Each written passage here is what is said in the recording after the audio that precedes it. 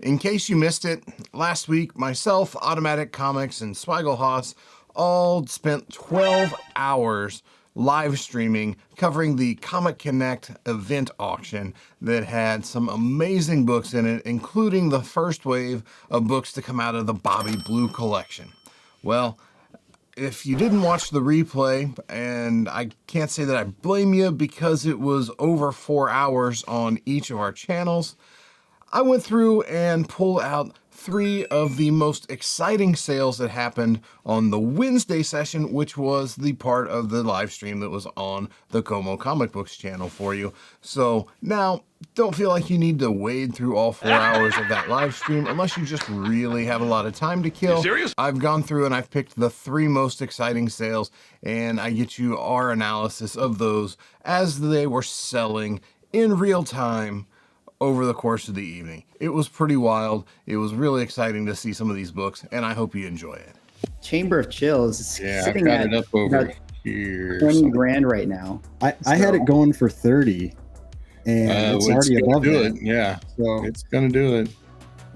the interesting thing, because this one hasn't sold for quite a few years, guess what the record sale for a 7.5 Chamber of Chills number 19 is? I mean, if it's a long time ago, it's got to be nothing, right? Like, $6,500. $124. oh my god! I don't know who bought that, but I just like that person. What year? What year was that? I'm gonna check right now. I have my notes of what the prior record was, but I don't have the year. It had to have been like 2006 or something. 2005. November 2005. Wow, somebody picked that book up. Drew, that could have been that could have been you, Drew. You're the one person I know collecting in 2005. You know. Oh, yeah.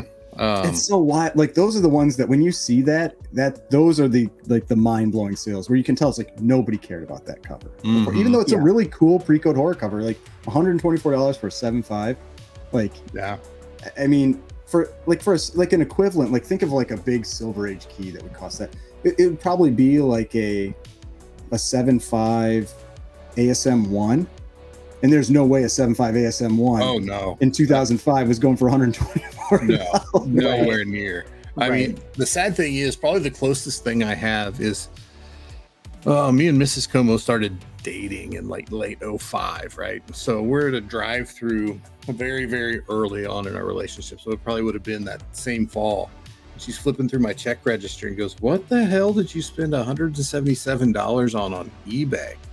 So, it's almost a perfect comparison, right? I bought a 1.5 raw ASM 2. So there you go, boys. That's context for you.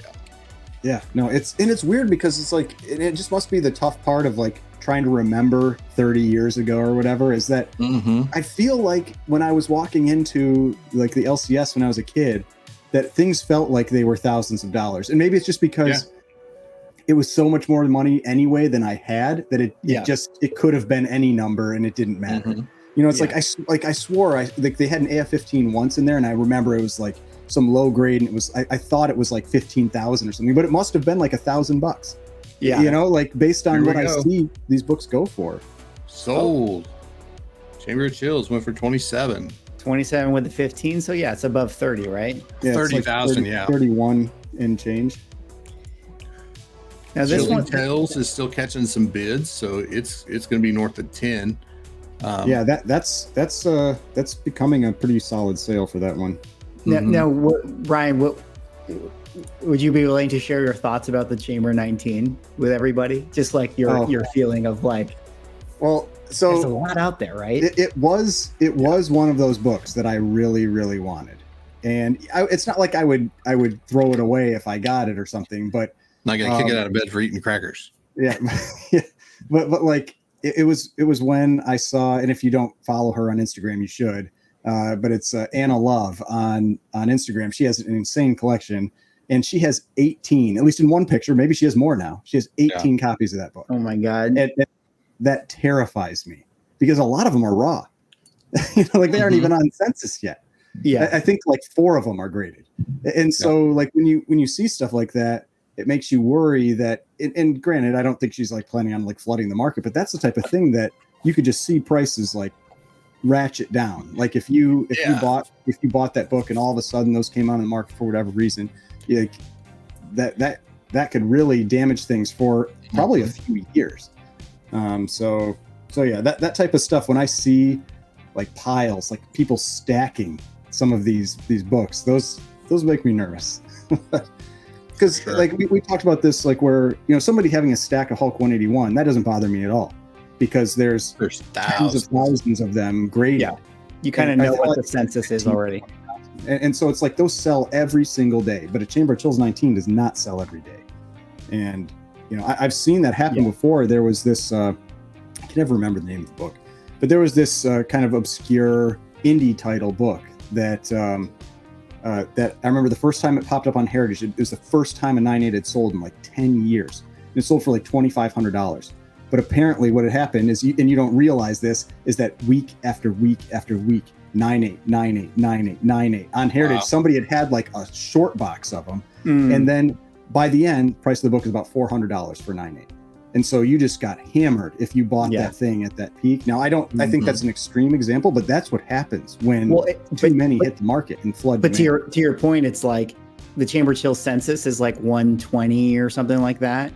And like you said, Anna Collects has 20 copies. So just quick napkin math. It's like she has 10% of the census just in her personal collection. You know what I mean? Yeah. So it's and I know somebody who has just as many.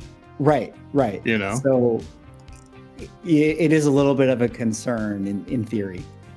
So oh my God, this Crime Suspense Stories is coming up. Oh my God, yeah. Holy this, God, I got this it can't up. get another bid, right? Like this has got to be what it's going to go for. When it was down at 14, I was like, there's no way this thing's getting another bid. I'm like, what is this? This is a wild number. Like this is another one where maybe we're not going to know the answer for another like 5 years or something, but like I think I've heard you guys talk about, it's just like in the last 2 years, like how much this one has jumped because of it's funny, like you're saying, everything gets repriced when there's a big sale, and like so Golden Age has its own style of FOMO within its Golden Age market. And you just got to wonder, is it just going to go up forever, or is there just going to be a point where it's like, okay? Yeah. Well, I'll say at least with that book, with Crime Suspense Stories 22, it is one of the books from the Golden Age that you can look back and it goes up. It consistently goes up. Now it has gapped up over the last couple of years where you got that kind of like that big jump. But this is one of those books that, I mean, there's a lot of things where you saw it was just kind of flat, and then we had this like Golden Age spike over the last few years. This book has always trended up, and it's trending up way faster now. I mean, I had this one at 14.5, and I thought maybe I was being a little too aggressive with it. Too aggressive. Yeah. I was like that. I was like, oh, I don't know if it'll actually hit that. Even though I've seen private sales hit those kinds of numbers, but I'd never seen it confirmed in a public sale. And so this one, not this kind of number, hitting numbers like 14, but like this is another level. I mean, this is over 19,000. Yeah. Yeah, the trend up is always good, but like white hot trend up. Oh, it got another bid. Oh my goodness. No. White hot trend up is definitely a little concerning. We got 3 more bids. Here we go. Like this is we caught another bid over here as well on the 20, which is kind of coming out as the consolation prize for Crime Suspense if you can't get 22. But what did that one end at, or is it still going? Oh, it's still going. It caught another bid as well. Man, for a 3, with that 20, is a huge sale. I want to come up with like a term or something. Maybe a leapfrog is what I usually say for now. I feel like with 20, it's just a book that like it's like a ladder book. I feel like you get the 20 so you can flip it into the 22. Into your 22. You know.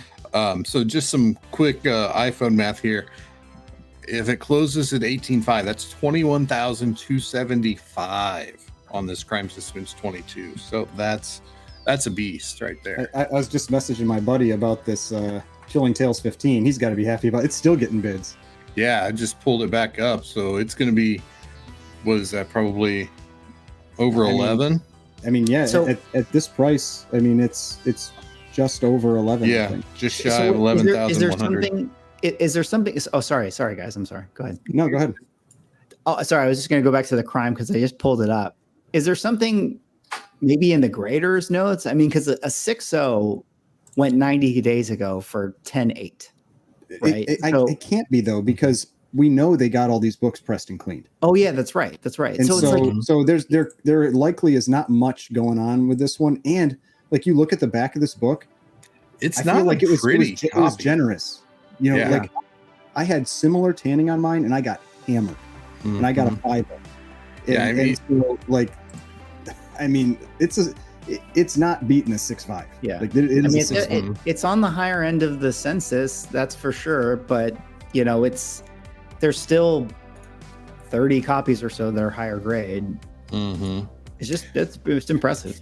Well, you were asking about how high this thing went up. Like in 2019, I passed a 3.0 purple label for $1,000, and I've hated myself ever since. And I didn't want a purple label at the time, and now it's like I should have taken that and ran.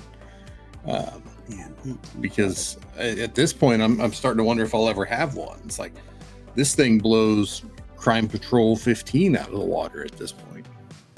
Yeah, no, I mean this is a sale that is going to. I mean it cements it as a competitor with the other really expensive pre-code books. I mean, because like Chamber of Chills 19 would be selling for crushing this one prior to this sale.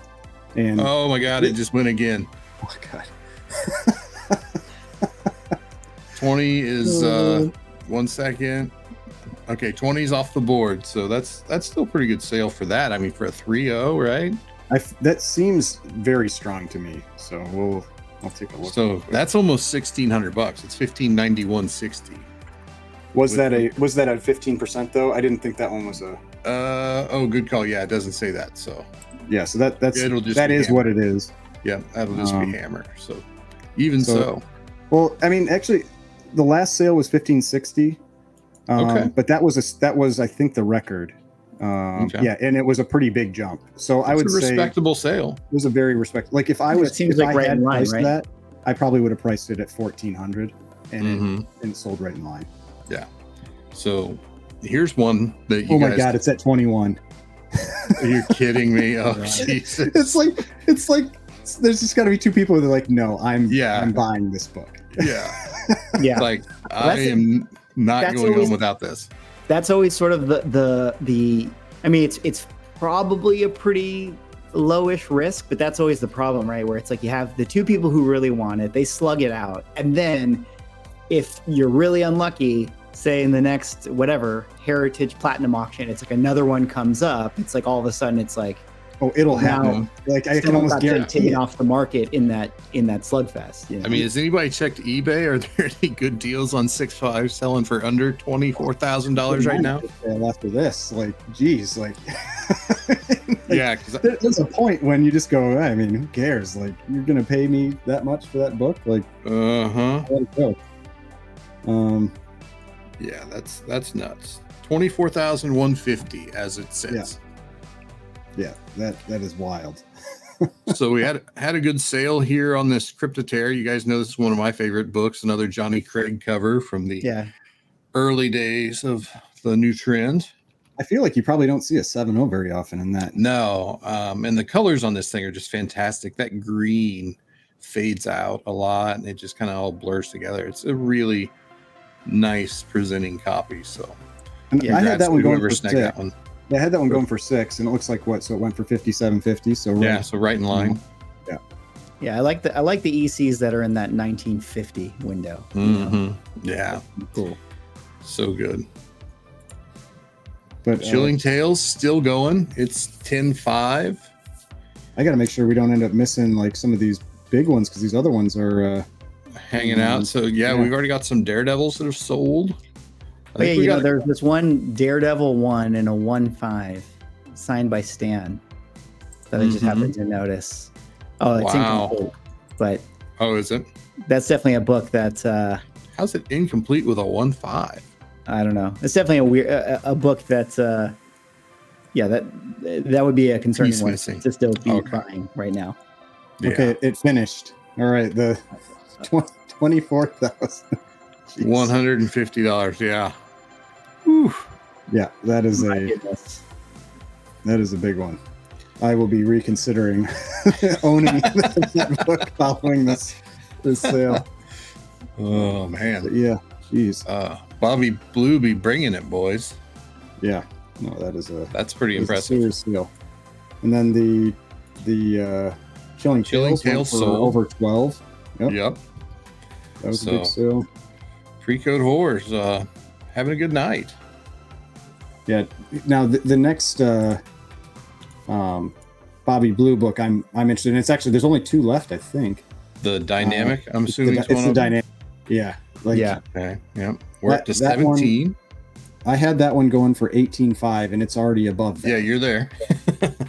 You're gonna be all right on that one. But I mean, but I wouldn't have been shocked if it went for 20.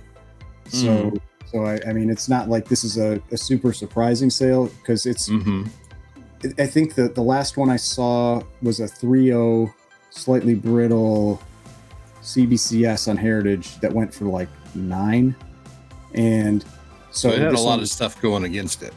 Yeah, and so this one, like, that's why I was like, okay, you know, it has a little bit nicer page quality. It's a nice looking book, and this one Mhm. is often detached because, this one isn't. I think the Single last like, 2 staple? copies, yeah, it's a single staple, and that's why it is usually detached.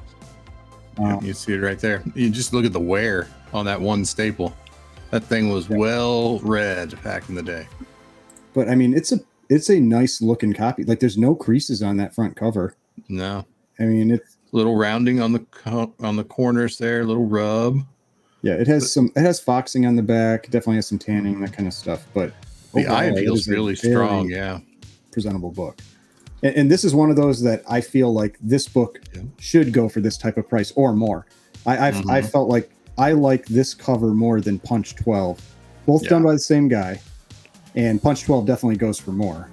And this one is way more rare, and I think you can tell, like, it's just such a cool, I've talked about this with that video I just did a couple days ago about, I think it's Voodoo 12, where it's a bunch of different faces that are Voodoo 12. Or no, that one you have, there's Weird Mysteries 2, which is a bunch of different faces, and Voodoo 12, which is like 3 different characters. And I like it when you can tell an artist spent a lot of time making it unique. You know, where instead of, I mentioned it in that other one, like Eerie Comics, a lot of times it's like the same skull over and over and over again. And it just feels like they were just like trying to fill the page with stuff. Whereas this, it's like unique, a lot of work you could tell was put into it. Or you could do the old Don Heck LB Cole trick where you just pull something out of the cover you've already done and slap that on the cover and turn it in. We call that efficiency, boys. And then it sells for more. Exactly. That's the crazy thing. Those are the more I got to valuable figure it out. Exciting is a great one because they're Schomburg covers. You're getting Schomburg stuff. Oh God. I wanted to check back in. Yeah, we caught another bid on the dynamic. Yeah. Because you're getting Schomburg covers, you're getting, some great, pretty affordable books that look awesome, and it's the same thing with like Jungle Comics, Jumbo Comics, especially the later runs or later issues when it's Maurice Whitman. I mean, you get some great covers and things that cost nothing. I mean, like 9.0s are like $200. Yeah, it's. So there's definitely stuff out there that if you want to like dip your toe into it and not feel like you got to spend a ton of money, you have that option.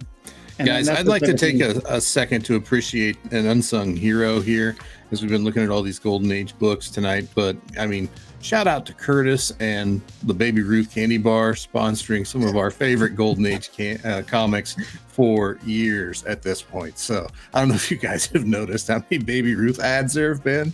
But clearly it was the people's choice back in the 40s.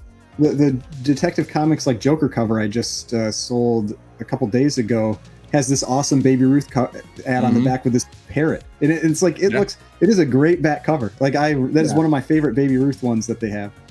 I mean, look at this. We got a fire breather for this Butterfinger ad on the back of this other exciting. So, Curtis holding it down again. That's where all the excitement was back in the day. Gotta appreciate the times of the ads and stuff, 26-1 still on this dynamic, and man, I'm gonna run the math because that hurts my brain.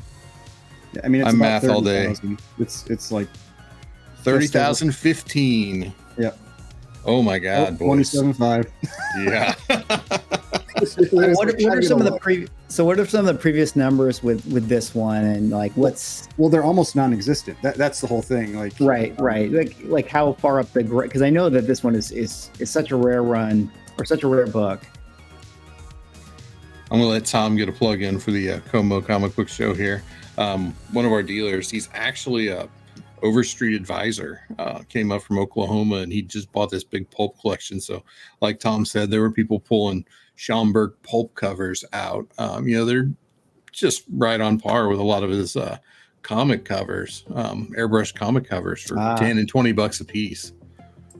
So, well, pulling up the census there. Oh, go ahead, Ryan. If you have I pulled up the census, and I was going to say, like, there's only 18 total Universals, and the highest is a 9.2, then, which is probably, I mean, who knows? That's got to be some pedigree. Like, it's got to be a mile high or something. Yeah. Then the next is a 7.0, then a 6.0, then a 5.0, then this 4.5. Yeah. So the 4.5 is the fifth highest. 3, 4, yeah, 4 higher. Yeah. The 4.5 is the fifth highest graded on the census. That's nuts. Yep. And man, like, yeah, it's, I mean, but even that, like, 3.0, there's only one. I mean, the 3.0 was the sixth highest. Yeah. So, Yeah. I mean, we're 18 copies, 24 graded, and that's pretty. As far as like, because I would call this kind of a horror key or whatever. Like, for sure. 24 total.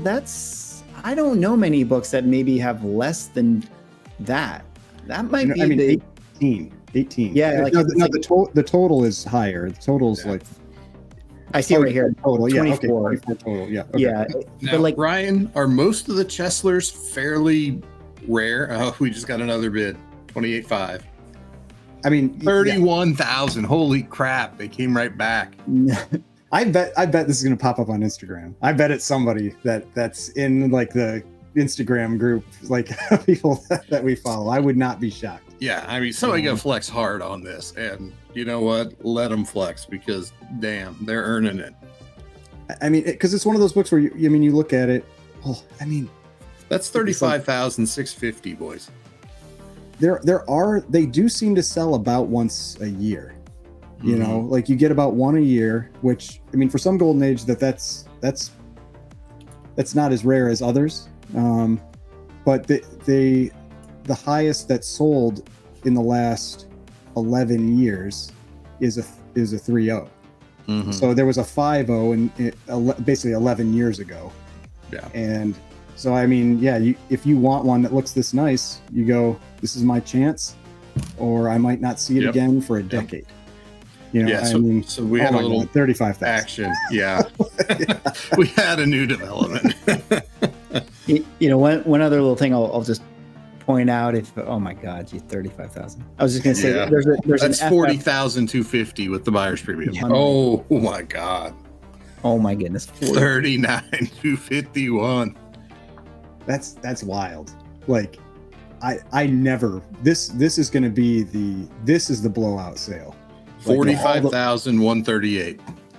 That's where we sit right now. This is the blowout sale for any book that we've seen so far. I mean, there were some that had bigger percentages, but they were like the 0.5s that just seemed to go high. But like this, in terms of like total value, is shocking. Like, I mean, I talked to people before this and they were thinking 20. I mean, oh wow. I had heard people saying like, oh, maybe around 20, and I mean 45. Yeah. All right. I don't think so either. But you do wonder, like, well, was it undervalued for quite a time? Is everything overvalued because of movies? It's really hard to know. Yeah. It didn't come up a lot. Like you wouldn't see them was a big part of it. And well, I remember when I first got back into comics, I was looking for them and I didn't come across them very often. And now we see that book all the time. Everywhere. That's the joke. We see it all the time. So it went ahead and hammered out. Does everyone have that feeling? You know, if you're somebody who has one, you're looking to sell it or whatever, and everyone just knows, like, man, I better sell into this downtrend right now with this book. I mean, I'll give you guys some color. It closed. Yeah. 39,251. There we go. So 45K. The low price of a Tesla. Oof. Yeah. So slow clap for Dynamic 8 tonight. That quite a book. Yeah, that is a big sale. Yeah. So that's awesome. All right, so those were the 3 big, exciting sales of the evening. Now, there were plenty of other great books that sold that night, but these are the 3 that really stood out. And I know they're all 3 pre-code horror, but, you know, a couple of those just don't come up all that often, especially in the grades they were in. And then that crime suspense story sale was just absolutely crazy. Now, what I need from you, let me know down in the comments. Did you enjoy the live stream? If you watched it with us live, have you already checked out the full replay? Or is this highlight video something that appeals to you more directly? Maybe you don't have that 4-hour chunk of time to commit towards watching the replay and then replaying that on Swag's channel and on Automatic's channel as well.